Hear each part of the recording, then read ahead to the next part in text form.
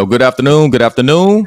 Tonight we are on Talk That Truth podcast, Talk That Truth radio. We are going into do men understand the responsibility that comes with leading? Do men understand the responsibility that comes with leading? And as you see scrolling across the bottom of the screen, we're having a conversation about people's outlook on men's knowledge of the concept of actually being in charge. Because we know a lot of men always talk about, I'm the man, I'm the leader, I'm in charge, I'm the head guy, I'm the head honcho, all of that stuff. But do they understand what comes with that? You know what I'm saying? It's kind of like anybody.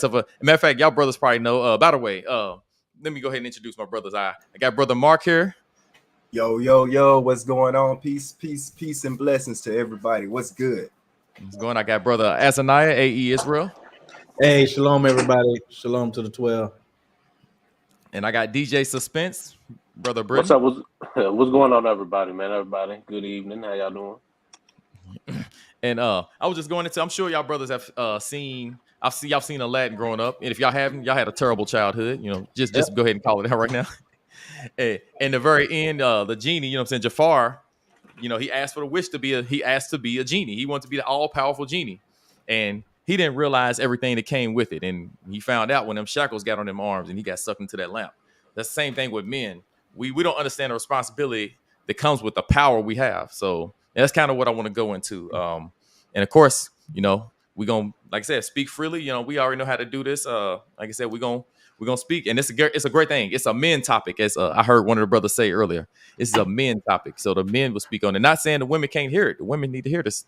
But this is something that we're going to speak on because my brother DJ Suspense said it earlier.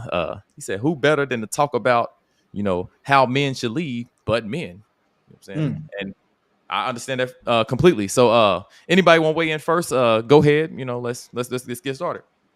Hey, man. First off, a heck of an analogy talking about a genie, right? And not understanding what it means to really request such a thing.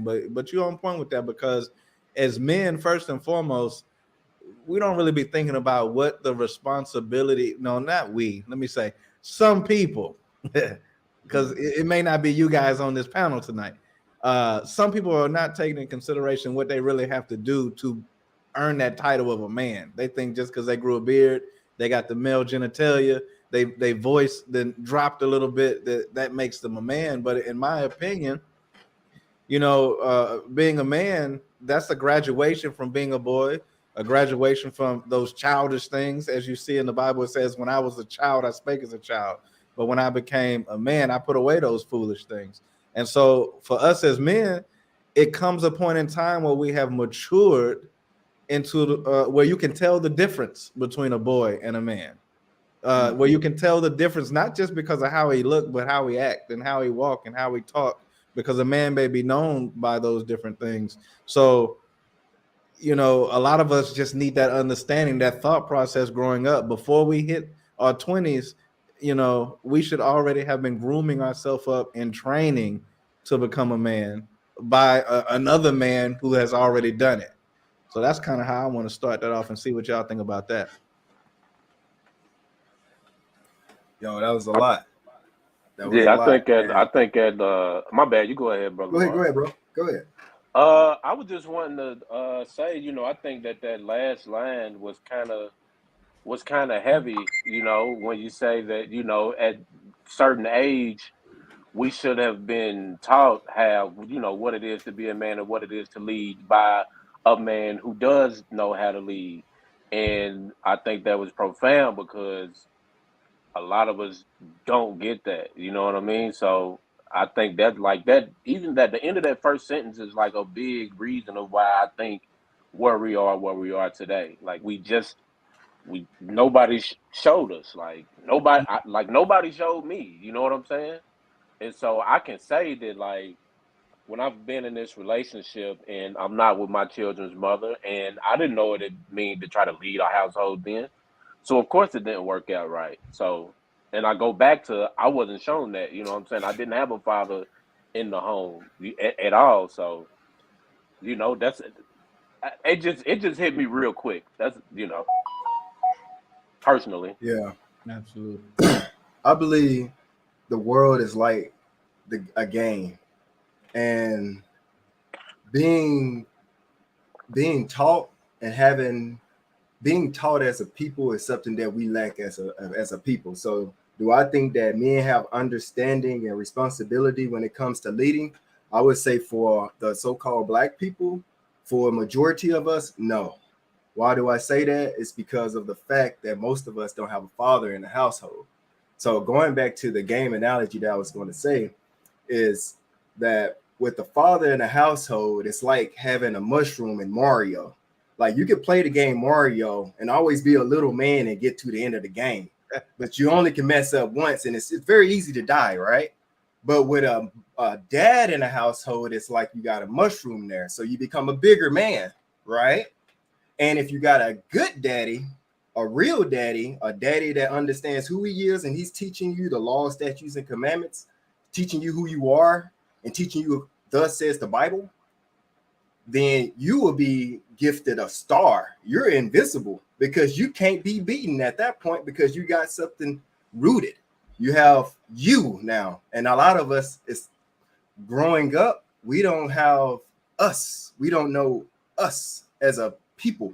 We don't know, and what we grab onto is what the world teaches us, which goes back to why I think that we don't have understanding on the responsibility of what it is of being a man, because we never had the father figure to teach us because it was taken out the household, and we are destroyed. And it's proven by the statistics itself about us. And then if you just match us up with every other, you know what I'm saying, people, you'll see where we at. But at the same time, well, you know what I'm saying, you'll see where we at, and it's sad. It's very, very sad. So that's my answer real quick, though. That's my answer. What y'all think?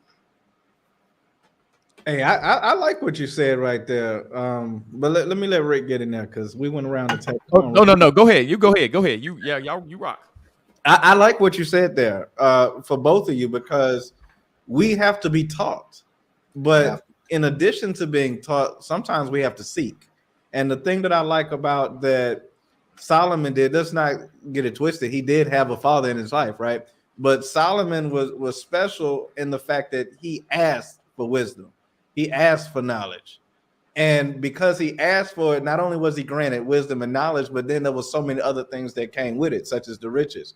And for many of us, I feel like we allow not having a father figure in our life or not having a proper instruction in our life to be it's our crutch. It's a good excuse, and we think that it flies. But to me, while it is a relevant truth, it does not give us an excuse on not seeking that wisdom and finding out what we need to do to make it happen. And that's what I had to do for myself, because when I look at my life growing up, I didn't have the father figure that I needed either. But instead of learning what to do, I learned what not to do. I would look at uncles and cousins and you know, people who were friends of the family and see what they're doing in their life. Are they going to jail? Are they on drugs? Or are they baby daddies to multiple people? Okay, I don't want to do that. Then I see the other ones that are, okay, this guy got his life in order. Look at the car he drives, the house he's living in, the stability in his life. Because I don't want it to sound materialistic, but when you see those materials, it sometimes can denote stability. And I say, okay, I need to pay attention to what he's doing. And I took those things and used that to my advantage. I like how you're talking about stability, which also goes into the stability is discipline. What we lack, and I say we, I'll just say men, because I need you to say, you know, us as so-called black men, you know, but I'm gonna say us men overall in general. We've learned how to be undisciplined. We've learned to be free. We've learned to be females, honestly. You know what I'm saying? So when you learn to be females, you actually learn to be a subordinate. And I don't know if any of y'all seen some of the videos like Andrew Tate talk about how most of us men are sheep. Most of us are controlled. We are in subjection. We're like little children in a classroom doing whatever everybody else wants us to do. You know what I'm saying? And that's not how it should be. We got to understand that we have to, I ain't saying be in rebellion to everything, but we got to have something where we stand up for and we stand strong on. And for the most part, we don't really stand strong on anything. So when you don't stand strong on anything, how can you really be in charge and actually take somebody in any type of direction? Because at the end of the day, you're not strong or rooted in anything. You're going to go wherever. You're going to be blew by wherever the wind takes you. And then then how can you understand anything about being in charge, or the importance of being in charge, and why you should be in charge and what you should do with that power? It's a lot I think we're missing. Well, question for you. That mindset of being a leader, being in charge, is that something we're supposed to take and run with immediately, or are we supposed to recognize when it's our time to stand up and be in charge and to be a leader? Because I think some people jump the gun and they trying to be a leader straight out the gate and never learn how to follow. So how do you teach the people underneath you how to follow if you don't know how yourself? I think. Hey, I love it. I think it's paramount that men learn how to follow. I think most men are too prideful to follow anyone, and then they wonder why they never get to a place where they can show anybody how to do anything, or they can they'll tell somebody, you need to listen. Why don't you follow? Why don't you do what you're being told? But you're the person that never did what you was told, so you didn't set that example for people behind you to do the same thing. Right. Because at the end of the day, you don't want nobody telling you anything. So it's like, since can't nobody tell you nothing, you can't follow. You can't follow. You're never really going to learn how to lead, because you're not going to understand the needs of the people. You know, like one of the illustrations, and I had to put it on a thumbnail. It's like, you got the leader that's like, everybody go, and they just sitting there chilling. But a true leader, my fault, the boss is telling everybody to go. The leader. Yeah, the boss tells everybody to go. And the leader is like, he's out there pulling, and he's like, follow me. Here's how you do it. You know what I'm saying? And when you're out there pulling, because you've actually been one of the people in the back of that line pulling, you know what I'm saying? The leader's going to be at the front of the line, taking everybody where to go. So we've never been in the back of the line. We haven't had that rite of passage. Everybody just wants to jump straight to the front and don't know where the hell they're going. And it just don't make no sense. And so I'm with you. I think we have to learn how to follow first. Everybody wants to lead, because if you really think about it, everybody wants the perks. You know what I'm saying? It goes back to the whole genie analogy. Everybody But who do we have to follow first? That's a great question. And well, who it depends on. Now I'm gonna tell you, it depends on your back, because not everybody believes. Some people believe in, some people might believe in Islam. Some people believe in Buddha. Some people might believe in just whatever feels good to them. And then so now you got to choose your leader. You see, and I'm gonna say, like me, and people know my background. My leader, I follow Christ, so that's my leader. I'm following him. So whoever emulates him the most, I'll be like, that's the ultimate alpha male, because I want to be at alpha male. I want to be on that status and where I have that power, but not just to be seen as powerful, but because I know that he's going to deal justly. He's going to sacrifice for everyone else. And I'm going to follow somebody that I know is going to sacrifice for me. If I don't think they'll sacrifice for me, they have my best interests at heart, then I can't follow them. That's how I look at it. Clarity.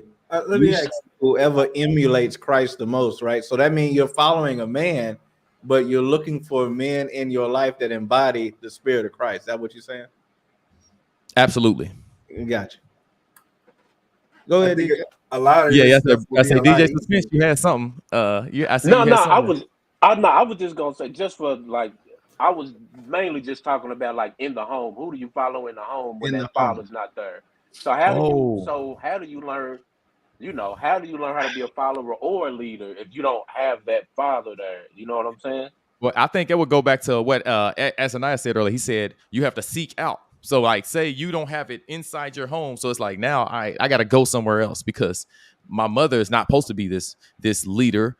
She don't know what the hell she's doing. We know she fucking up shit. You know what I'm saying? Now, let me go find this man that knows what he's supposed to do. Let me follow this man that can be a role model that I look up to. And I'm like, that's what I want to be. If you want to be a basketball player, then you look up to Michael Jordan. You know what I'm saying? You want to be a football player, you look up to whatever position, Calvin Johnson, Emmitt Smith, you like, all right, I want to be this. You look up to certain people. You want to be a wrestler, you got different directions you can go, but you have to seek out the greatest in that aspect. So that's why I say me, myself, I'm like, all right, the best example of a man would be Christ. Obviously, coming up before any of this, I would have, you'd asked me who I want to be like, and I would have said Randy Moss or something, talking about straight cash, homie. And I'm like, hold on, I can't be moving like that. Yeah. Let's can I respond on that one real quick? Yeah. Let's get it. What you go ahead? And it'll be quick. And so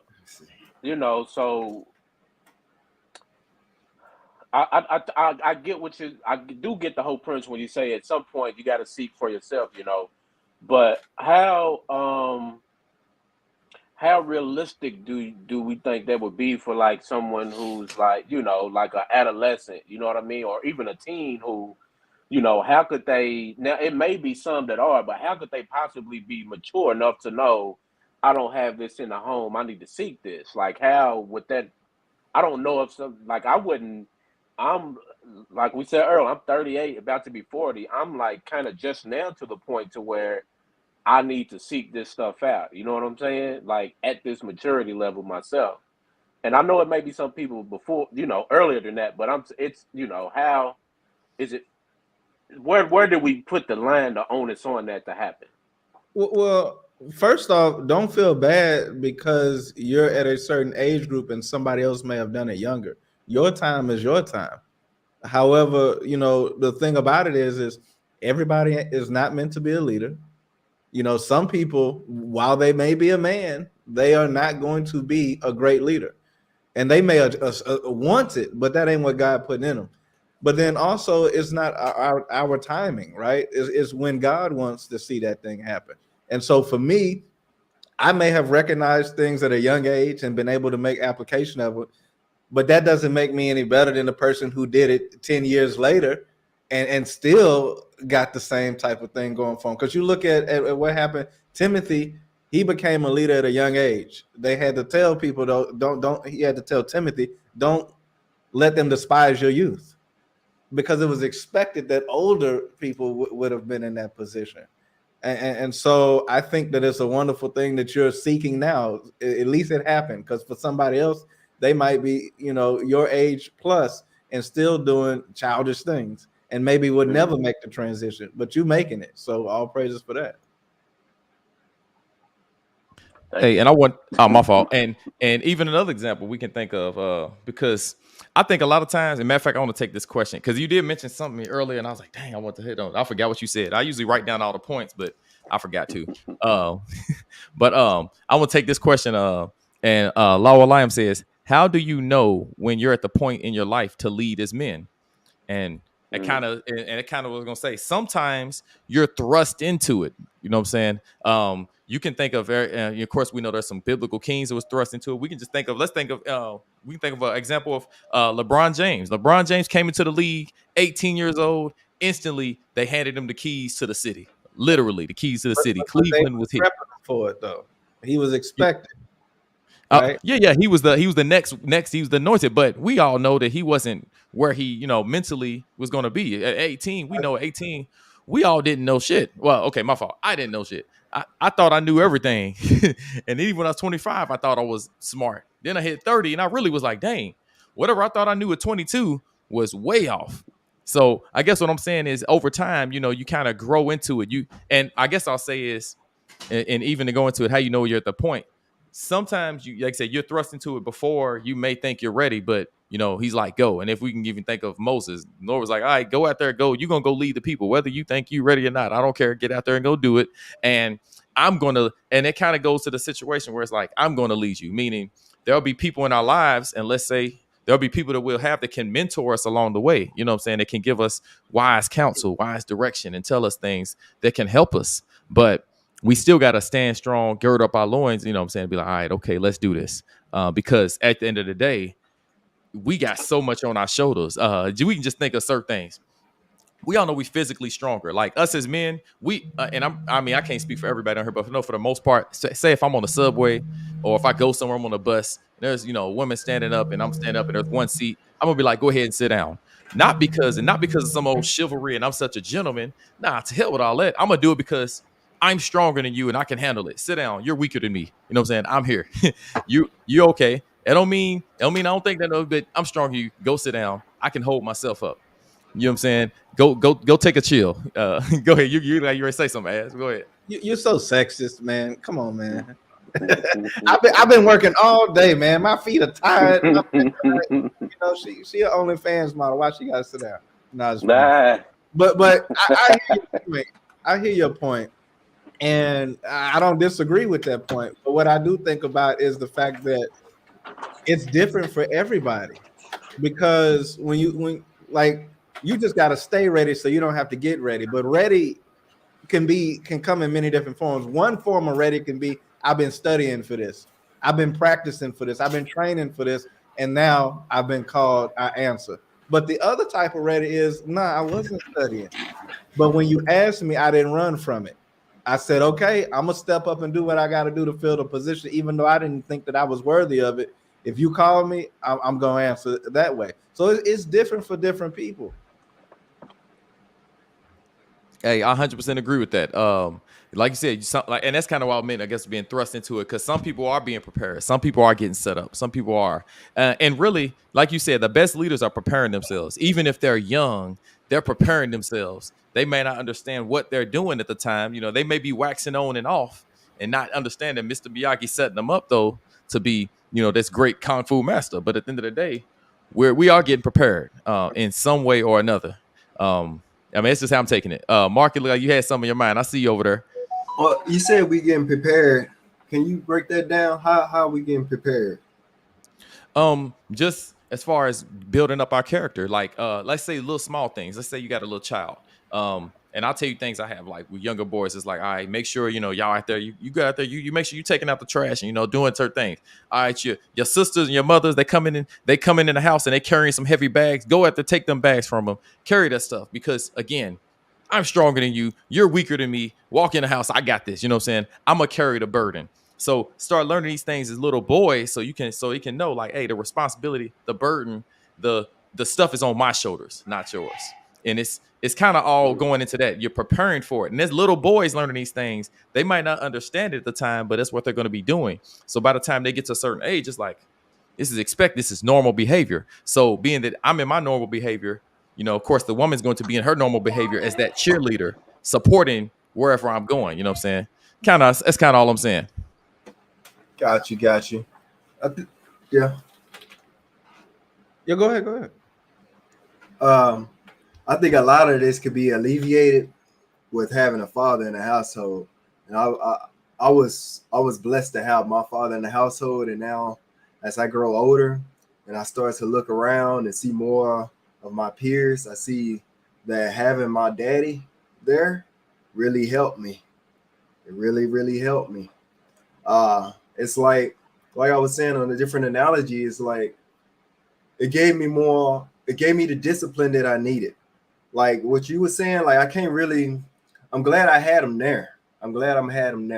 Because he taught me the 1, 2, 3, 4 instead of 1, 3, 5. He was that second step. He was the left foot if you was going walking. Like he made everything come together. He made the balance. And with that, it's real. It boosts. It's a big boost. And if we had that more in our community, or even like brothers to step up to be that father figure to show people how to change a tire. Like I didn't know, like a lot of us don't know how to change a tire, don't know how to change oil, don't know how to find the stud in the wall. Like the little things, how to cut grass, the little things, how to put 4 pieces of wood together with a hammer and a nail, the little things, how to gut a deer. Like the little things, man, it's like a big boost. And that I will give I'm going back to what I was saying, the catalyst. It's the catalyst that help us understand how to be really a man. Like that's your roadmap in life. It's to have that man there, because without the father there, the woman can't take that role, which means you have to learn that role from a different area. And if you have to learn that role from a different area, if it's not a good source, then that's the poison that you have to take. And then you have to learn and deal with it. You have to go through life with the war wounds. You have to go through your war wounds, which makes you a different person. And then if you have a child, and if you're there with your child, then you would teach your child from your actions. You know what I'm saying? So it's like a start over instead of like a tradition being passed down, a lineage, if that makes sense. Mm-hmm. You know what I'm saying? I followed you 100%. That's what's up, brother, man. Thank you. Now, so DJ, did you have a father in your life as well? No. Okay. That's why I'm following him, because like all of a lot of that stuff that he's naming, changing the tire, and I lose my mind. But like a lot of, I'm thinking, sheesh, I had to teach myself myself how to do every last one of those things. You know, nobody taught me none of that stuff. So a lot Right. of that stuff, like I was late to the game. You know what I'm You're saying? I you're feel the star, brother. You're the star. Because it's in you to seek to be better, to teach your children. You're the star that I was talking about in life that you're going to give to your child, and he's going to be invisible. That's what's up, brother. Kudos to you. I give props right now, and live you. and on air. I love it, brother. All praises to the Most High. That's right. Look, You the star. I done had kids. I'm all emotional. Y'all gonna have me turn up on this live. I'm gonna cut my hey, camera y'all, off. somebody give him Okay, well, I'm gonna cut my camera off in a second. what's up, though? Oh, no, but question though, since Brother Mark definitely gave a great point there, and I can't refute it. I'm trying to be exactly what Brother Mark is describing to my children, even though I may not have had those exact opportunities in my life growing up. I learned what not to do, and so here I am making sure that I make it happen for my children. But here's the question: is it better to have just a father in the picture, no matter what type of spirit he got on, no matter what type of things that you may be teaching them, as opposed to having saying that it has to be a righteous father or it don't count? Like just having any type of father, is that better than none? I would No, say I don't think so. there's a difference. So it does matter. It does matter because there's older males. Everybody's not a father. Everybody is not a man. There's older males. We're all males and we grow. Mhm. There's not everybody is not a man. So if you just gotta see, and that's just the role that we play. And without a headship, the woman, our sisters would just pick anybody. So she has to be cautious. She needs a head to choose the right man. Yeah. It goes back to the man. Everything revolves to the man. Without the man there, everything falls. The man is the head of the house.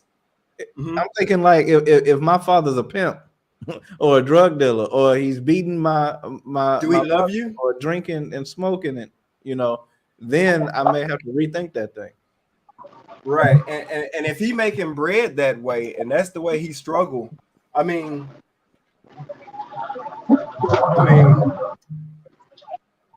I don't condone doing drugs and stuff, but we have to live. I mean, in the scriptures, if you steal, what is it? You got to give it back. They didn't kill you for it. So Yeah, but here I guess I will say what that is because I can defeat you. We do have to survive, but sometimes survival. Okay, my bad. You go ahead, Rick. My bad. You go ahead. Oh no, I was just saying sometimes we put our survival too high, and I guess what happens is it becomes selfishness, and our selfishness ends up destroying everybody around us. So we have to be mindful of what type of survival we're doing. You know what I'm saying? Because let's say the drug dealers, they making their bread, their kids are doing good, and they give turkeys to everybody every Thanksgiving. They might give out some Christmas trees, or a few presents, but that don't come to a tenth of the destruction they've done all year of their own people. Money making was trying to survive. He was trying to stunt. Yeah, let me say what that is in life then, and my game analogy, right? What that is in Mario is whenever you become a koala bear. You feel me? That bear is a thing that he used to turn into. Basically, whenever the Tanuki suit. I remember that thing. Yeah, you can't be that. You can't be that because you're gonna die because you're ruining everything. You're pretty much you're balling everything. You got all the superpowers. Yeah, you're great. You OP, but as soon as you get hit, you lose all of it. You lose all of it. You become a little man. So you just lose everything. In life, though, you lose everything. You might be balling, you might be teaching your children the right way, but the way you're getting your money is the wrong way. So whenever it happens, you lose everything. So that's just the way of life. Now, does it matter if you have a good father? Going back to a good father, going to go back to what I believe in is the Bible. And the scriptures is going to, if you're a good father, you're going to follow the scriptures because it's going to tell you how to live life. It is going to tell you what to eat. Yeah, how to order your steps. It's going to tell you how to order your steps. And then if you compact that onto your life experiences and you got your mind right, then you would teach your children right because it's important because you will feel that your seed, I'm going to say it again, you will feel that your seed, your seed will be good and better than you. That's what's more important. Your seed's supposed to be better than you, legacy. But Yeah. we don't have that in our. We're not taught that. Going back to we lost the man. The man got taken out the household. From what happened to us, from like we got to come back. That's all Hey, it takes. legacy's everything. I Legacy. want to touch more on it, but before I continue, hey, got Showtime in. By the way, hey, what's going on, brother? Peace be with you. Good afternoon. Good evening, actually. How you doing? Yeah, man, good to be on, man. It's good to have y'all be on this show and see y'all gentlemen, man, building together. For sure. Hey, so yeah, I see you in. I was seeing what you got on the topic. What you as far as when men understand the responsibility that comes with leading, or if you had something to go with Mark's comment as far as being a father. What what I'm saying? What you got? Right. So my phone cut out when he was talking. I was definitely agreeing with what the brother was saying. But for me, when it comes to leading, I don't know if this is a repetitive statement, if somebody's already said it or not, but for us as men, I think we have so many different ways that leading is possible. And I think that when you go into different walks of life require different types of leadership. You see what I mean? So some like what my brother was saying, some leadership role as a man with your family, they'll never see you kill something, kill an animal. You know what I mean? Have to deal with people on a physical level. And then some people are going to see you have to fight financially. You see what I mean? A different type of leadership that may have you, educate yourself in a way that you haven't been educated. So, but really, I think our culture does not promote leadership for us. I think it's a. Oh man, it was Yeah. Oh dang, we just lost it, man. Hey, Don't promote it. DJ Suspense, you had some earlier. What you read? Cause I usually say something. So go ahead until he come back.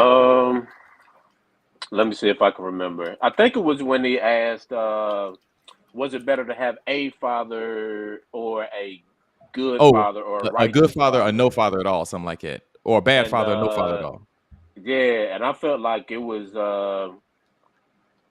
No, I think it's got to be a righteous father, Yeah. because of like because of how so.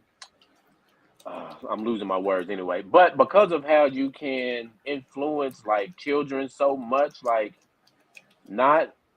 I hate to say bad fathers, but like not so great fathers can like traumatize and harm those children for like it possibly their whole lives. You know what I mean? As opposed to but then I really don't know really because then again, who's to say I don't have traumas that I ain't even what I'm saying realize and work through yet, and now I didn't have a father, so who's to say whose traumas are worse, me without one or somebody with a bad one? So Hey, look, I'm gonna I go ahead and guess touch on one I thing you just talked said. myself out of that. So You I hey, don't know.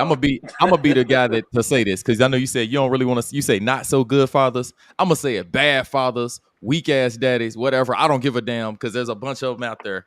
It is what it is, and I know a lot of people don't like when you say things like it because it sounds harsh and brash, but it's like no, some dudes are just bad fathers. Like they just skeeted in the chick and they fucking made a baby, and now they got a baby that's a dang on monster terrorizing the community. Yeah, that's a bad father. Like, yeah, you did that. You destroyed the woman. You made her a whore. And you made the children fucking demons. I'll say it. Bad fathers. It is what it is. And Go that ahead. shows you again that how much he loved his seed. So without having that father there, he just did a disservice to that child. You know what I'm saying? Now this child is going to be at a disadvantage in multiple ways. And it's just sad that you just don't care about your children. You know what I'm saying? You just go do that and you leave. But at the same time, it's like, how can you really live with yourself there after that? Like, I don't see it. I mean, somebody else could pick it up. I lost my train of thought. Oh, it happens all the time. But I'm gonna let DJ Suspense hop back in. I know he was going. Hold My on. bad. Yeah. I know I we think lost him and Showtime. They both cut out. But go ahead. I was putting my charger on my phone and my finger hit the refresh button on the page. My bad. You good? Where was I even at? I don't even remember if Shoot. I can touch on. I know I did hear one thing that made me think about something as far as and I can't remember if it was something Showtime said or Marcus Oh said. I yeah, can't remember. I talked myself out of my own statement. That's what I did. Okay. but really, like we gotta know that we need that guy. We need the guy that's actually not gonna just be as Kid and Rabbi said, the one that's to the window to the wall. You know what I'm saying? We don't need that. We don't need the sweat drop off your balls guy that just skeet everywhere. No, we don't need that guy. Those guys are community destroyers. Now, and we can talk about how and I like how Mark said earlier. He said that we gotta have men that are the guardians of these things. You know, the men that's stepping in place and be like, hold on now, you can't come up in here. You got about 7 baby mamas and you ain't even trying to raise none of these kids. You're not trying to lead them. You're not trying to take care of them women. You ain't coming up in here with that. You go back over there. You know what I'm saying? Find your way somewhere else. We don't have those men in place because it goes back to, as I said, we don't understand the responsibility that comes with leading. Like we just want to call all the shots and tell women what to do, but we don't really want to, suffer, the dealing with being patient with these women that comes with it. We don't want to deal with being patient with these children. It's going to be, that we trying to teach, you know what I'm saying? Well, not everybody, but, if you try to do homework with your children, you got, hey, Johnny has 6 apples. All right. Dang, the kid don't get it. Johnny has 6 apples. Johnny got 6 motherfucking apples. Come on, man. So, so we got to understand that when it comes to leading, there's a lot of intricacies that come into it where we have to actually realize, all right, this goes with it. We got to do these responsibilities we have to fulfill. If we don't, everything that we're so-called leading is going to crumble and it's going to be on us. And we have to be willing to accept that. And a lot of times we don't want to accept responsibility. And men are always saying women don't take accountability, but we have taught them not to take accountability, to be all the way real. Well, how we taught them? Go deeper in there. How do we teach them as men not to take accountability? Again, and it just goes back into things like, okay, for example, like I said, I was talking about, when I said I won't stand up in the, I won't sit down on a seat. If it's one seat left and I got a woman standing there, I'm not going to do that. I've heard men say things like, oh, yes, if a pregnant woman standing up, I'm not going to let her sit down in the seat on the bus. I'm going to take that seat. She should have got a ride with the nigga that got her pregnant or some goofy shit like that. I'm like, I'm sorry, that shouldn't be funny. No, it's just like, it's like, come on, bro. Like, really? So you're going to be the next guy to be even more, more messed up to her, all because she, like, come on, man. What type of leadership is that? What type of? Go ahead, my bad. My thought about that, I asked the question, but I had an answer in my mind for myself, which is, as you said earlier, the difference between a boss and a leader. The boss back there telling you what to do, the leader out here showing you what to do. And we have taught the women, the children, and the other men coming up how to not take accountability, but by not taking accountability ourselves. But when we start creating a culture of that, and we stop making excuses, stop blaming the next, it's the white man's fault. Well, it's the system, it's the man. You just say, you know what, I got to get myself together despite all the obstacles that are there. Let me take accountability for where I'm falling short, get myself together, then I can hold the next person accountable. That's where it really began, in my opinion. And hopefully that's what this panel is full of. And when I see what Brother Mark has said just a moment ago about his father, because I asked the question, is it better to have a wicked father than no father at all? Man, I don't know who Brother Mark's father is, but I can definitely tell that he left some positive impact on Brother Mark's life, whether he was righteous or not. And if he did that, then that would say to me, in this case, it was better that he had a father than not, even though he might not have been a righteous man. Now, if he was a righteous man, just go in and correct me. But we all fall short, right? And we all striving for perfection. And I don't think any of us can really just say that we righteous, but we got some righteous attributes, So if the man has righteous attributes, while he may be in the midst of certain things that he need to correct, I think we got some positivity going in the right direction, at least. Hey, I like what you said. We said, because and sometimes I'll go back and forth on it because I try to be more understanding. Like, all right, okay, I know people that didn't have fathers, and I do see like, dang, I'm glad mine was there because you know what I'm saying. I got many ass whoopings, and many ass whoopings. I mean, and I look at it, it's like it put that discipline in me. It put that that respect for men there, because a lot of our we know our men don't have respect for men. You know, they don't have only thing they have respect for is that gun that the police officer got, or that jail cell they get put in. It's something they don't have respect for that. So Nope.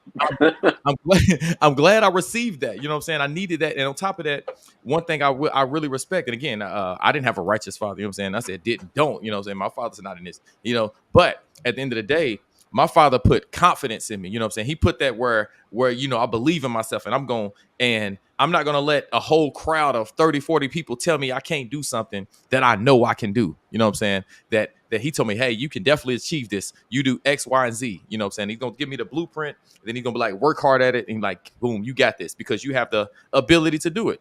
So that's one thing I will say, like, having a father, I appreciate. I would never be like, oh, I'm glad I didn't. No, I'm glad I had one. And I wouldn't ever take that from anywhere. Not say take that. I wouldn't trade that for anything. But I do understand that if you got a really, really terrible father, because sometimes you have men are on that. We operate on extremes. Women, they're pretty much in the middle. They're going to be what they are. They're just going to follow whoever's there leading them. Women are like, you know what I'm saying, how can I say this? Yep. I guess if you say power. Puppets. Yeah. What'd you say? They follow power. Even these new age power. It's power. Even say it again. Even these new age boss chicks that think they come in. Yeah, exactly. Power. They following the people that's Dwight. in power. You say it again? They following Dwight. Yeah, exactly. Hey, and I ain't talking about Howard. I'm not talking about Howard. They follow the other Dwight. But they really think they doing their own thing, and it's like, nah, man, you are being deceived. You are being manipulated. You know what I'm saying? You are dang on. You are what's that marionette string? What's it? Whatever thing with the strings. You get the little puppets. You that thing. Yeah. That's what you are, and they don't realize that. So yeah, they follow these things, and what we got to realize is, okay, you know what? Us as men, and as I said, we operate on extremes. We either really good or we're really bad. And Can I ask a question real quick? Yeah, absolutely. Let's go. I know we said that, you know, like they're kind of like puppets, and they'll follow, you know, Geppetto. Yeah. So how did they get to that point? How did they get there? I have my answer. I don't want to turn it into another conversation, but I'll say this. Okay. They got there because of the people in power. I'll put it like that. And what I mean people in power is the people in power destroyed us and took away our strength, our ability to have courage and stand up for each other. You know what I'm saying? It happened when we lost, when the males came out the household. That was like in 1965.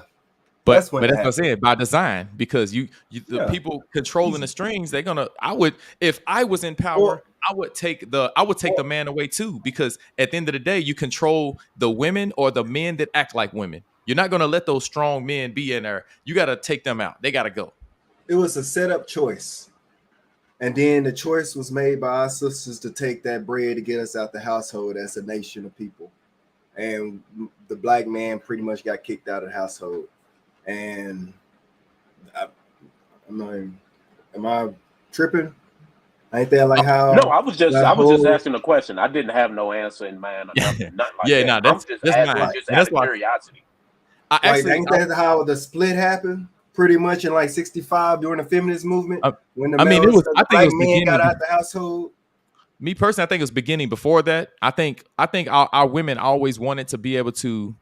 Here's what I'll say. Let's put it like this: if you give a woman the option not to, I don't want to make it about women right now, but if you give a woman the option to be taken care of without having to obey anybody, what you think they're gonna take? I mean, shoot. Matter of fact, if you propose that to a lot of men, what you think they're gonna take? And I was about to say that if you give us the option to do what we want without having any power over us, we're gonna do what we want. And a matter of fact, historically it happened, but I don't want to touch on to that because we all know what happened to our people. So I'm gonna leave that alone. We gotta leave that. Okay. Because we was together during Black Wall Street. Point blank. 4 out of 5 black households was together. So we'll leave it alone from that point. I feel you. Yeah. Hey, and let me put this because I love what she put up here. He said, matter of fact, I'm gonna go to the first comment because it was profound. I loved it.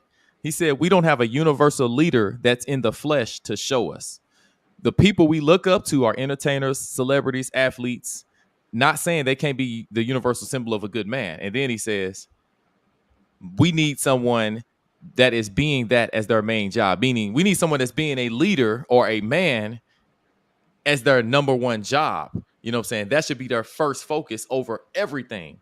So I 100% agree with that. And of course, I could touch into that biblically. But well, go ahead. What you got, Azaniah? I say, who paying that salary? I'll sign up.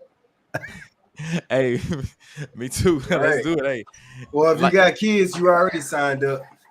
No, but to his point, we have to do so many other things, and those things become distraction. Because, like, for example, when you have an entertainer that steps up and speaks, then you say, "Hey, man, go back to telling jokes. Why are we listening to you? Go shut up and dribble." And I'm not saying that that's all our narrative, right? That's coming from other areas too. But when you can't take anything away from them because they're focused on that, and you're not distracted by the entertainment part, I think that's valuable. And so for me, okay, I'm not in the NBA. I'm not selling out stadiums and telling jokes or rapping or singing or anything. But I have a job that I got to go to, that I got to go service other people outside of my household, in my nation as well. I got to service people outside of my nation. So I'm not fully full time in that position to where when you look at someone, I guess when you look at the Marcus Garveys, the Malcolm X, the Martin Luther King, are these civil rights leaders, at least in our minds, maybe we don't know the reality of what their life was like. It seems like they were fully dedicated to their mission. Hey, that's a great point. I love it. Hey, and you know what? That's true. Like you said, all of these men they had jobs outside of. They were certain things, and basically they had to balance their lives. But we got to be that dedicated to, raising up men, building strong men that will do it, even though we have so many other things going on. We got to make it our first priority. And I think what happens is we don't make it our first priority because here's what I think too, as far as when it comes to leading. We will say, hey, as long as me and my wife and my kids, my little family, as long as we happy, me and my 4 or 5 people, then we good. Not realizing that that's actually creating division. And I say creating division because we're not saying let's get our community together. Let's get these 5 families in my community outside of 5 people in my house to come together and actually be on the same page and start showing each other how to lead. Let's get these 5 families and then get these 5 families that we've brought together to get with another 5 families. And then we continue to lead in that direction, but we don't really see things that way. We kind of see things as just, all right, it's just us, this little group, and we ain't got to do nothing else. And then we kind of wonder why that we don't have that person that has that job as a universal leader, you know what I'm saying? Because we don't see things that way. I love that part because I think an aspect that at least shows that a person is trying to be a great leader is they're able to galvanize other people to move in a direction that fits his mission. So we were talking earlier about followers, right? And leaders, talking about people who may be a sheep. Well, someone has to follow in order for you to be a leader, right? So it's not necessarily a bad quality, right? But if you can galvanize the people to move in that direction and get them to support the idea of what you're bringing forth, which can take you and give you the ability to be full-time in that's a good sign of your leadership right there. Because, if all you can do is go to work, come home and have a couple of conversations, but nobody want to move in the direction that you're talking, maybe you're lacking a couple of qualities that are necessary to be considered a great leader. Hey, I 100% agree. I do too. Go ahead, Mark. I say I do too. I do too. To be a great leader, man, I forgot what I was gonna say. I was gonna run that. I had it right too. I'm gonna touch on something while you get it. Okay, because I do. And another thing you said, as far as us learning how to be a follower. Okay. And Azaniah knows they have their church and their congregation where they're at. I have my congregation here. Of course, you might know my other page, Church at Louisville. I have my group that I lead. But it's like, okay, I also see something that they are doing out in Austin, Texas. I'm like, hey man, they brothers out there, True Spirit, they doing their thing. You know what? Hey, let's join with this. Let's actually work together on this thing. And guess what? Hey, I will become a follower in that because I am inspired by something that they are doing. And I want to, hey, let's get my congregation to be a part of this right here because this is what's gonna happen. And that comes into putting your pride aside, you know, understanding like I don't need this ego. Forget that. I see something that's greater than myself. And as a leader is going to lead other people to go to something that's greater than themselves instead of thinking about just themselves in their little bubble. You know what I'm saying? Forget me. Let's think about the mission. What's the most important thing to do? And so if somebody's better than me at something, or there's you know what I'm saying? Let's get with that. But again, it also comes with, like I said, the responsibility of leading sometimes means putting your pride and your ego to the side and accepting the fact that, okay, you know what? I can actually, you know, get behind what these men are doing, even though I'm a leader in my area. Just like if you have you have 5 families, each 5 families they have 5 men in a household. They're all leaders in their households, but they can get behind one man that's the leader of his household. Sometimes it just takes humbling yourself to actually go to the next level. I don't know what y'all think. With you, brother. I agree. You have to humble yourself, and it's only a special person that can humble themselves. That's why everybody is not an A, and that's why you have different letters in the grading systems. You're going to have more Fs.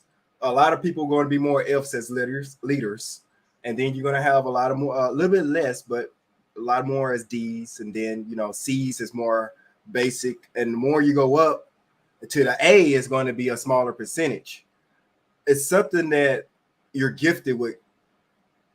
If you don't have that father figure, I think it's something that you have to be gifted with God to have that urge or that zeal to go out to better yourself, to become that leader. You know what I'm saying? Everybody's not superheroes.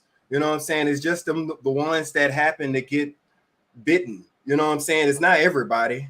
You know what I'm saying? They happen to get the superpowers. Them the only ones that become that superhero that they be. You know what I'm saying? And they keep their powers because they learn the responsibilities. But I think they have to be. I think that's something that's in you. You know what I'm saying? When you want to be better, when you want to better yourself, it's something that's in you. You know what I'm saying?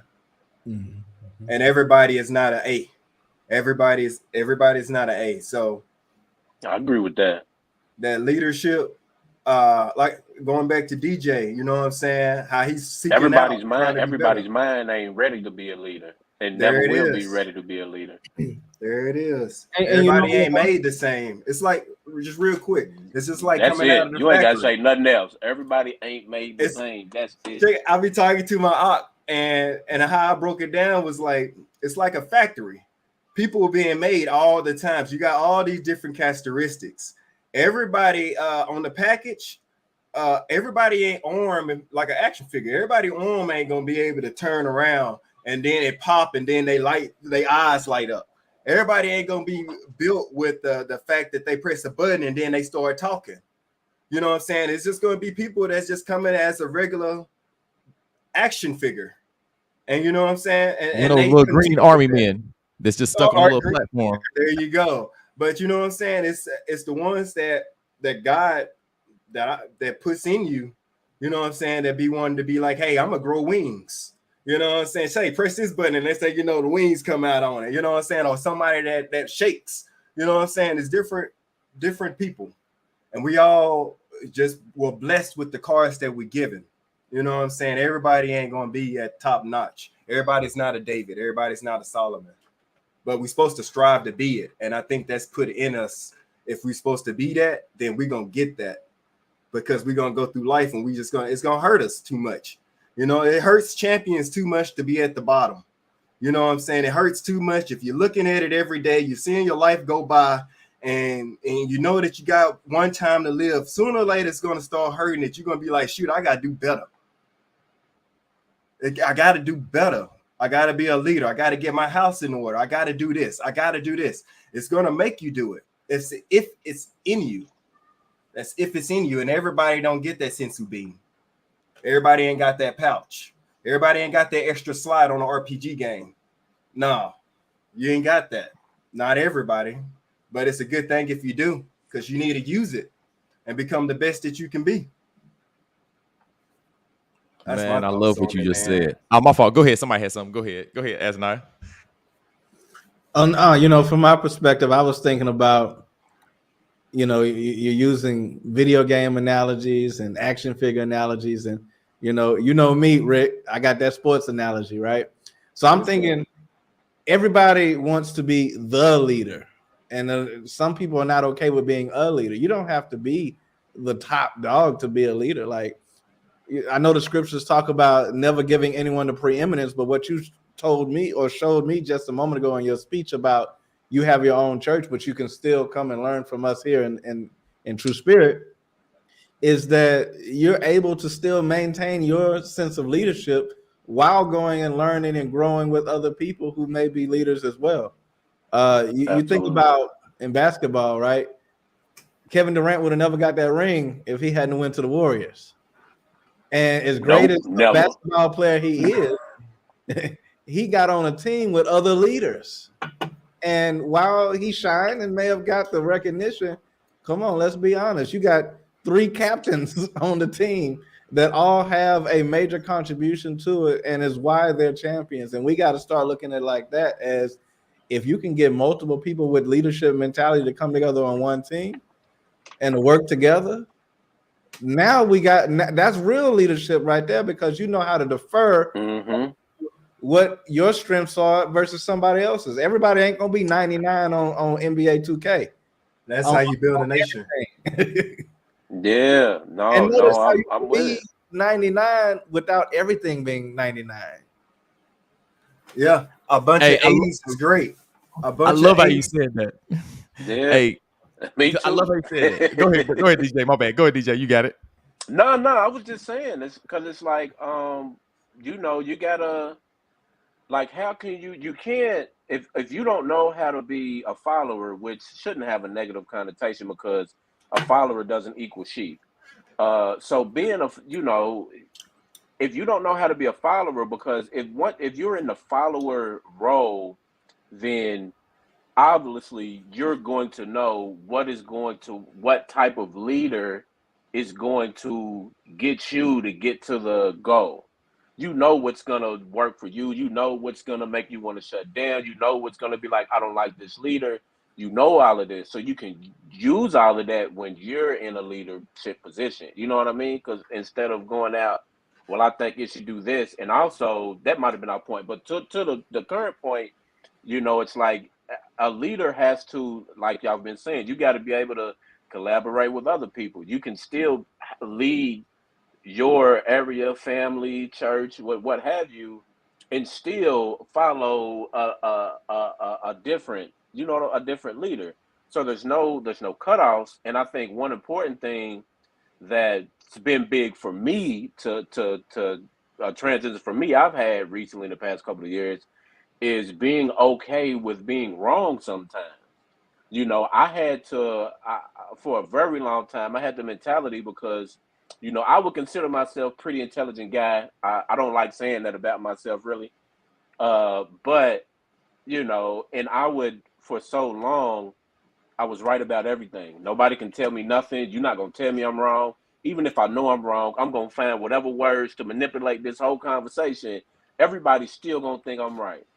And so that was a real problem for me. And even Rick would tell you, we done went back and forth and had super heated arguments, all of that. You know what I'm saying? Like, he'll tell you. But, like, I had to go through and understand, listen. And this is really like around it's the times that I'm saying, like, recently is the time since I've had children. So I've realized, like, hey, if I want the best upbringing for them, I've got to be open to being wrong, because it's not about me. It's about them. It's about who I'm leading. So, like, their best interest is what all of this is about. So I don't care about being wrong. I don't mind being wrong. I don't care about being checked about anything. I'm pretty much open to almost anything and listening and getting knowledge on whatever. So you just gotta be open to that as a leader. You can't just you can't think that being a leader is y'all just gonna do what I say and this is how we're gonna rock. But that's just my spiel. I agree. Nah, I did. I want to touch on one thing real quick. I just want to say this. Right. Hey, I can say at least DJ Suspense learned before I did. See, he started learning stuff once he had children. I had children. I still was like, because even when the time I was like, we might have had our our debates and arguments, or we was going strong. I had children. I still was like, nah, I ain't going. I'm right.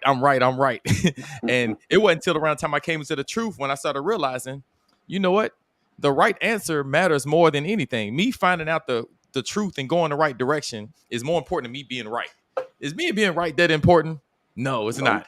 What is right is more important than me being right. So I just wanted to touch on that because that's something I had to learn over time. Like, you know, me go being ahead. right meant the world to me, meant everything to me. Okay, everything.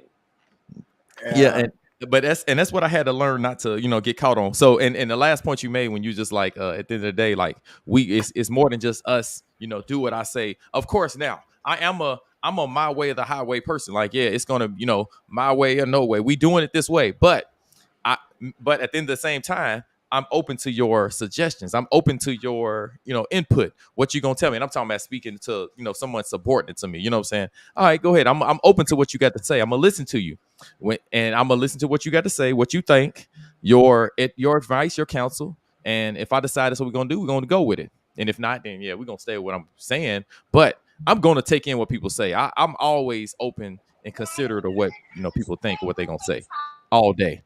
Because it's important. But go ahead, Mark. I ain't want to take you off too long. You had something. It's pretty late. Only thing I was going to say was going back to that basketball analogy, and us being leaders.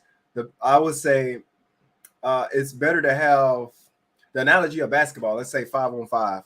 It's better to have 3 people that's rated 85 than just one person that's rated a 95. So that's all I wanted to just jump in and say.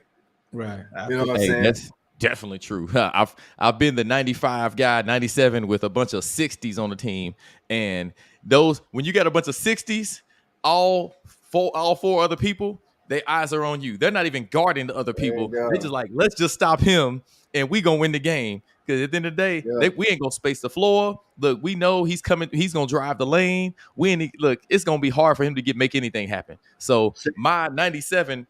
However good I am, I'm not gonna get as many buckets because I'm not getting to the lane because everybody's gonna sag off their man. They watching me. And even when I do kick it out to them, they like, oh, it's all right. They gonna drop the ball when he passes to them, or they're just gonna shoot an air ball or a brick. We ain't worried about nobody. So yeah, hey, to hell with being the only game in town. I thought and you thinking first you cool with that because you like, hey, I'm gonna score all the points. Oh yeah, you think you're a superstar solo? Yeah, nah. To hell with that. That's for the birds. And see, check this out. Meanwhile, on the other side of the stick, you got 3 people that's an 85 and they running plays on you. They passing to somebody out. You know what I'm saying? They doing tricks. They having fun. Less stress. It's because of the 3 leaders that's at a lower level, whenever they can get together and collaborate and have that leadership skill, it's like a bonus. You get a bonus. It's like if you got a full armor on, you know what I'm saying? Everything, even the girdle. You know what I'm saying? You get a bonus set. You know what I'm saying? You get stronger. What you know what I'm saying? Everybody on the same mind and wanting to build together. Yeah. Hey, I love how you said it. But go ahead, Azanai. I see you had something. No, I ain't got nothing. That was it right there. Hey, I love that. But hey, we get ready to close out. I don't know if anybody got anything else out. But man, it was a great discussion. I definitely may have another, as far as men discussion, we have to set up another one. Definitely another topic. And of course, you already know, y'all got anything topics to put them up in the group. Can I put in one? I'm going to put in one more idea to this current topic. Oh yeah, let's go. And it's something that I thought about, when you first sent me the topic that it would be for Sunday. And I think that a lot of, not us in particular, what I'm saying right now on the panel. However, I think that a lot of us confuse being a leader. I think, let me not say confused. I think men have fixated on the financial piece and think, oh, I can pay for everything, so I'm a leader. And it's like way more than that. You know what I mean? Like way more. Like you gotta be able to manage a family's whole, mental stability, like all of that, like so much more into it. And I just hate to see, black men, uh, just think, I've got this money and, you know, I don't want to quote you because I know it's different, but like my way or the highway, I got this money. I'm the one with the money. Hey, you doing it this, or you got to go. And I think a lot of us fail at that.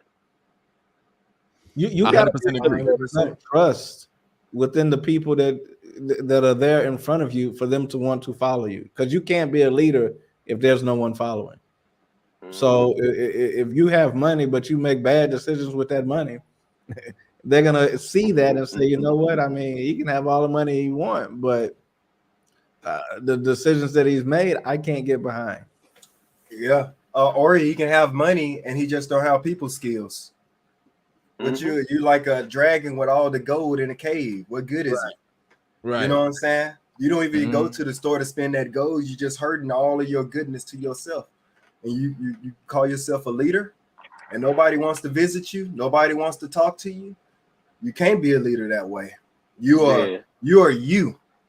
You're you and you're comfortable being you, which means if you're comfortable being like that, then so be it. Or you can change yourself while you have opportunity, while you still have life, and become a better you and get a network and get around brothers. And that's what a real leader do. That's what a real leader submits and humble himself and his transgressions and where he's lacking in. He looks at himself in the mirror and have a talk with himself and say, I got to get better. Or he can be that dragon. Hey, life is what you make it. That humble yourself is a powerful thing. That humble, everybody ain't got that. Everybody ain't got it. That pride has been since the sun was made. That pride has been there, and it's strong. I had enough pride for 1,000,000 men, boy. I tell you that. And I was looking at you when you were saying that. I was amazed, man, for real. So I wouldn't have been able to get along with you back in the day because you couldn't be corrected. It's like you just know everything. No, everything. Bro. Like, no. I promise you, Rick can tell you, dude.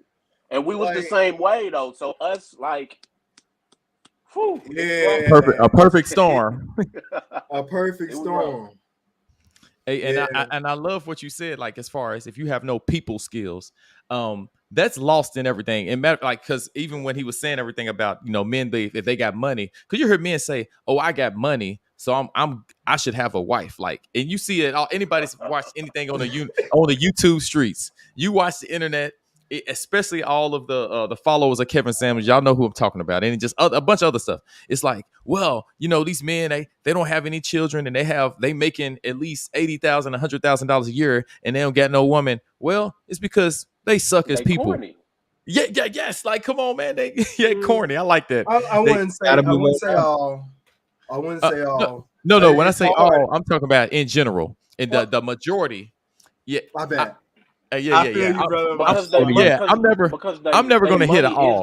Their money is their personality. That's me. There you go. I got caught with it. Of course, not all. We're talking general. I'm tripping. Yeah. No. As you said, they got that. They money, like you said, their money's their personality. Like, I can buy you this. I can put you in this house. I can give you this car. I can give you this. You supposed to submit to me. No, that's just one thing. Dude, can you protect because someone? They forget. And protect, I don't think a lot of men fully understand what that protect means. So they think that protect is, oh, well, I can pay for a home and pay for bills. He's protected. Like, no, like, we miss so much of it. And it's like, and again, it goes back to certain things. There's a reason for it. I don't think that we as men as a whole just decided we're going to be this way. But, we've been trained to be this way, and we don't think about any mental aspect of anything. Like, it's like, we got this money, I'm paying for the family, y'all should be good. Like, nah, like, it's an entire mental. I think the leading is more to do with the whole mental, because if you don't, I don't want to say to train a person's mind, that's not the verbiage I want to use, but like, it's like, I'll say it, I'm training the shit out of minds. I'm training my wife's mind, I'm training my kids, all that. Go ahead. But I mean, but it was said earlier in the live though, like, if they don't want to follow you, you're not leading nobody. You're not a leader. They have to want to follow you. They have to trust your leadership. You know what I'm Gotta saying? It use ain't that just about magic. money. You can't just trust everybody with money. And again, it was said earlier today too. Like y'all done dropped so many bars today. I'm glad I was on this thing. But it was like, everybody ain't born to do it. It's not in everybody. And listen, that's literally one thing I've struggled with my whole life was understanding why do people think the way they do. That's why I spent so much time trying to prove myself right to everybody because in my head I'm saying, well, I'm really educating people. I'm really teaching them stuff. But like it's how you communicate with people. Like you know what? If I don't know how to explain what I'm saying now, but I struggled with that for so long. Like if I can sit here and I can use critical thinking and try to find stuff out on my own and research and look this up and try to seek knowledge myself, why don't other people do it? And that it always just messed with my mind so much. And I've just got to understand, like, it just ain't in everybody. Like that's it. And it was hard for me to just get to that because I want everybody to like be able to do that. Hey, I'm glad you accept it. They don't. You gotta accept it. Everybody ain't the same. Everybody's deal is not the same. And it hurts me the most when it's black people. That's what really hurts me. That's the hardest thing to get. You can endure pain across. Yeah, I hate that so much. It's every day. 100%. It's us. It's like us. people that I love and care about. It's hard to me to even just have conversations with them. Hey, and that's why, like, it gets to a certain point we have to separate ourselves from people because, like you said, the people you love and care about, they bring out your emotions. Like, they make you mad. You ready to start yelling and cussing them. You're like, man, it's not even worth it. Let me go deal with people that, as you said, want to follow, that want to listen. It's something I tell people. I was driving myself crazy. I started saying, look, I said, I talk to people that listen to me. I tell people that a lot. I don't talk to people that don't listen to me. Because you at the end of the day, you're talking to them and you just like you wasting your time. So it's like you only filling a space for their attention. Like they don't really want to, they don't really believe in you, so they don't want to follow you. They just want to, waste your time. It's like, nah, that's a waste of my life. I can't do that.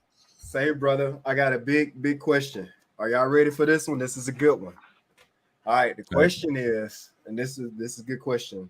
Let's say as a leader, you are the head of your household. You go to discipline your child. You're at your mom's house or your dad's house, and you go to discipline your child, and your mom or your dad walks in to try to, as the grandparent, try to be like, oh, calm down. But you've already got on top of your child. You already told them to quit doing this because you can run out in their road and get hit. So we're talking life and death situation. What do you do as the leader talking to your mother when you're about to discipline your child for such a code red trespass? I don't care if it's code white, code gold. I don't give a damn what code color it is. If I'm telling my child something and it's got to be done, hey, my mama, my daddy, if your name ain't Jesus Christ, back up. I got this. I'm training my child in the way they should go. You know what I'm saying? And if you ain't with it, you're in opposition to me showing what's best for my children. So nah, I'm good. I'm not even listening to you. At the end of the day, I gotta make sure that my children are straight because I'm building my legacy. My legacy is important to me. It's important to the point of where, who I'm gonna have around teaching my children. Nah, man, hell no. I ain't dealing with that. I don't care what code it is.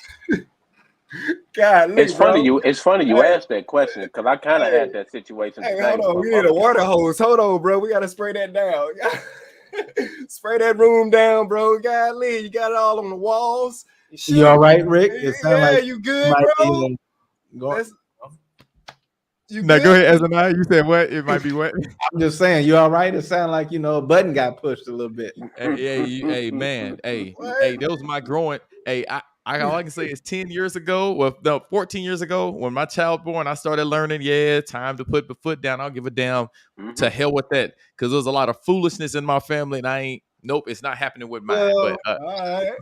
But DJ, you had something, though. You said something happened with you. What was you ready to say? No, like I kind of sort of had that scenario like today. My mother came over to the house today, and you know what I'm saying? And of course, it's respectful, and you know, it's like, you know, hey, she, you know, and she wasn't disrespectful either. You know what I'm saying? So it was more of like she was like, hey, you know, do you really got to do that? And I was just like, well, you know, I give her my reason. I was like, listen, this is how I want her to behave. This is what we're doing to make sure that she's going to My learn this brother. way, because she already My has this pattern that she's showing. So I'm trying to nip it in the bud.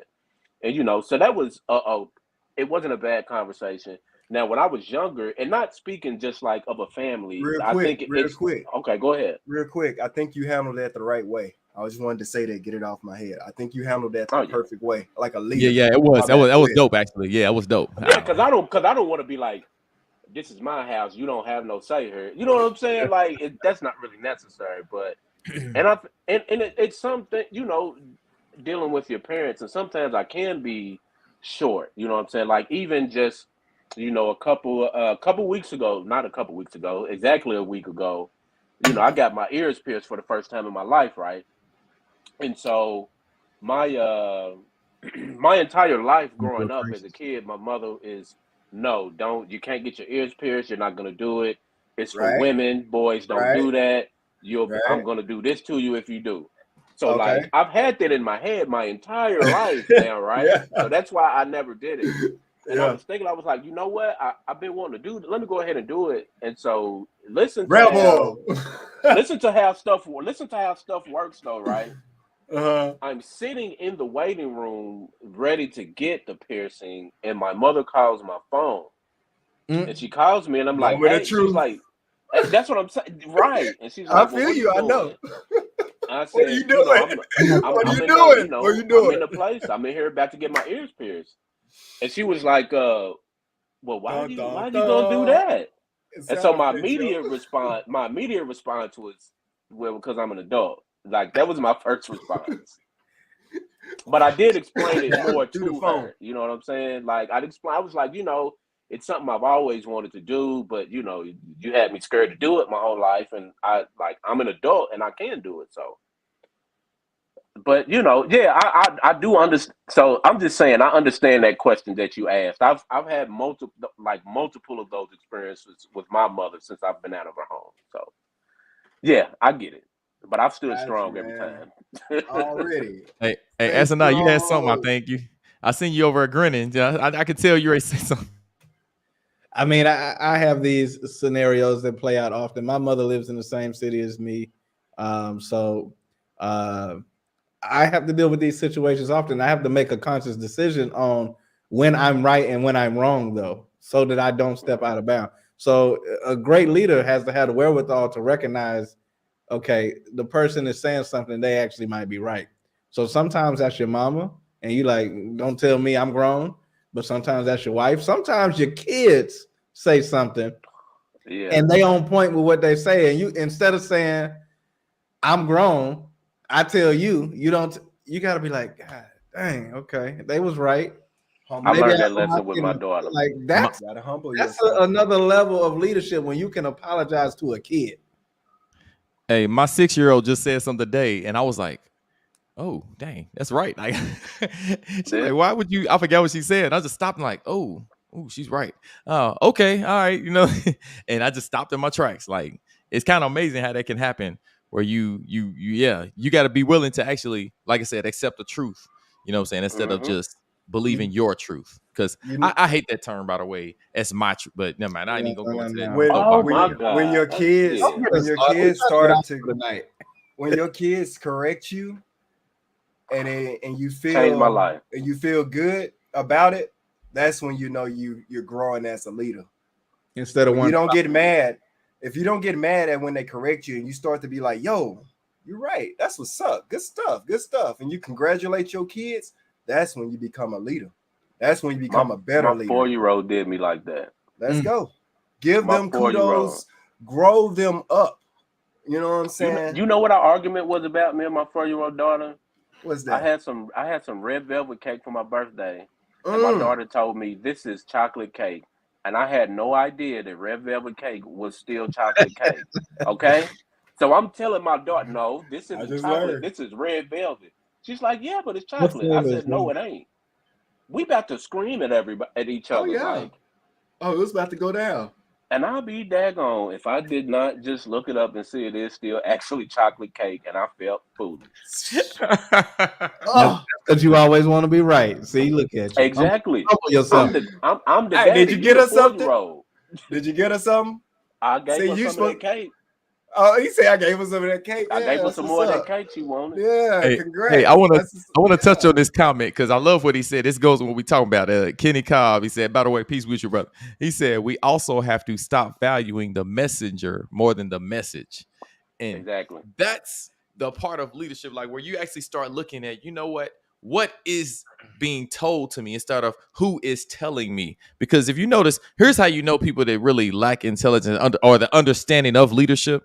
You'll see people in a response or in a debate. When I say debate, not that we, you know what I'm saying, but in a debate or a discourse, you having a discourse, and then someone starts to try to embarrass the person or to attack that person's character or attack their history instead of attacking the message. So what they're trying to do is just they know that most people are stupid. Most people are sheep. They're going to look at the person as an idol, as a god. All right, this person has to be right because it's them. So they will try to attack the person so you can stop seeing that person in a certain light instead of attacking the message. Instead of actually being like, hey, you know what is actually the concept that's being brought upon us? You know what I'm saying? People don't look at the concept. They just look at who is saying it. And well, we know how scriptures talk about that. And we got to understand, let's stop doing that. Let's actually look at what actually is being told to us, because we actually value the message. Then we can actually grow as leaders, and then we can actually have the next generations after us grow as leaders. And you have a foundation, what do you call it, an inheritance. Because an inheritance goes beyond money. I like how DJ Suspense mentioned earlier. We talking about having money and you got it. No, and our true inheritance is when you actually pass down character to the next generation. You actually pass down a morality system. You know what I'm saying? A sense of morality. My bad. You actually have a standard of right and wrong, and they understand how to carry themselves. So that way, people gonna be like, oh, that's Rick's son. That's Rick's daughter. Oh, okay. Yeah, such as now they know that they're gonna know that's my child because they're gonna know they act like me. And then those children should act like them. And it's going to continue on. We got to create that type of legacy. And that's why we're talking about the responsibility of leading.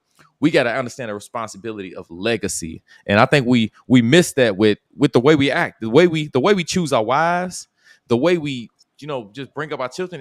We just don't understand the responsibility. Me personally, I don't think we do. To answer the question of the overall topic, do men understand the responsibility that comes with it? Nah, we don't. And I'm talking about in general. Ain't nothing to follow that, man. You said it perfectly. Nah. Hey, in general.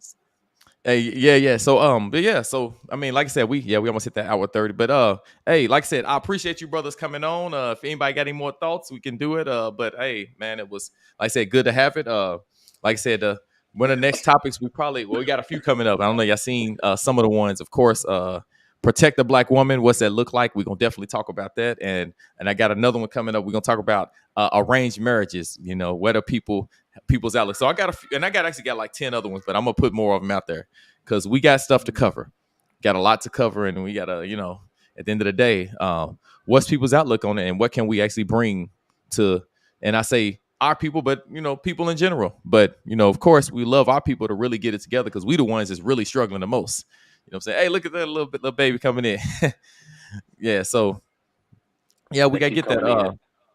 So hey, like I said, appreciate you brothers coming on. And like I said, hey, I know Mark, y'all check out brother Mark. He got his hey, check out his stuff. He got I know he still got his Slick Predator page, his YouTube. So you can thank you, brother. You can hit me up on Instagram. It's called its_Hawk_144. I just made a new channel, so okay. 144. It's Hawk 144 on Instagram. Yeah, so trying to do that. Okay, that's what's up. And DJ Suspense, he got his podcast. Y'all know you probably still got your stuff going. So hey, check your and I ain't got your YouTube, but you can put out your information. Let them put it out there. Yeah, we on I'm right now. I'm on. It's called the Dope Though podcast. We record that on Mondays at 8 on Instagram when we're on Instagram Live. So yeah, if y'all want to check, it's about it's a hip hop blog.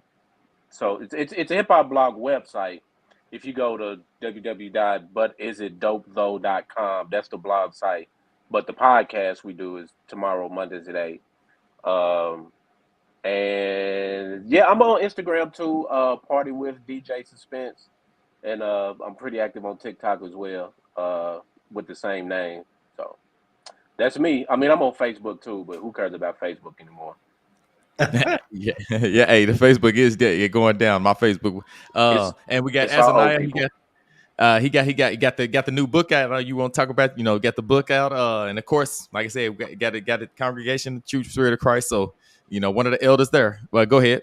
Yeah, absolutely. To the book, I'm writing an anthology with about 20 other authors. These are Black and brown business owners, CEOs, professionals that are really talking about gratitude and their thankfulness toward the things that have gone on in their life, the people that have been a good example to them in their life that have attributed to their success.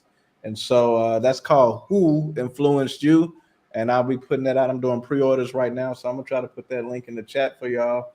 But yeah, to the point about True Spirit of Christ, one of the elders there, I have a show that is on Wednesday nights coming back on live called Midweek Meditations. And so if you go to truespiritofchrist.com or if you go to YouTube and check out True Spirit of Christ, you'll be able to find us there. All right, cool. Hey, like I said, and again, I appreciate everybody that was on. And of course, if you're on, share, comment, subscribe, like, do all of that stuff. Your Instagram, share it on that, share it on your Facebook. But like DJ Suspense said, who be on there no more? Most people just get on there to scroll in the middle, you know what I'm saying, or look at the little shorts. And of course, I'm gonna eventually start getting clips of the videos and put them on TikTok. So like I said, we got a lot coming, and so we'll keep it moving. But like I said, again, appreciate you brothers coming on. Hey, thank like you, brother. Hey, real quick, it was good to meet you, brothers. Like I said, again, appreciate you brothers coming on. Hey, thank you, brother. Hey, I appreciate y'all. It was good to meet you, brother. Like I said, again, appreciate you brothers coming on. Hey, thank you. Yeah. He hit a loop on the audio. Yeah, I don't know how that happened. Hey, yeah. Oh, what the hell just happened? But I just wanted to say real quick, I really did enjoy, fellowshipping with you brothers, real for real, big time. Hey, can I jump on? Let me say that real quick too. I want to say appreciate to the panel. Thank you for y'all. You know what I'm saying? Y'all time. I really appreciate it. Dialoguing with y'all. Also to the host, you know what I'm saying? Rick Judah. You already know you be doing it big. And also to everybody that watched this and those who have watched it live. Thank y'all for y'all time. And you know what I'm saying? Just want to say thank you. We don't say it enough. So yeah. For sure. All right, brothers. Like I said, hey, y'all have a good evening. Enjoy the rest of the time. Of course, I know I'll be out of. I actually was like, man, I like to hop on the check the podcast tomorrow, but I know we're gonna be out in the out there in the wilderness tomorrow, so we're gonna get out there. Tabernacles, yeah. So yeah. But for those that don't know, you know what I'm saying, you can check more out. You check out I got the other page, the Church at Louisville. So if anybody wants to look it up, the other YouTube page. But either way. Y'all have a good night. Hey, peace be unto the 12. Peace be unto all people, all of them, but say especially the 12. So y'all have a good evening, brothers. Shalom.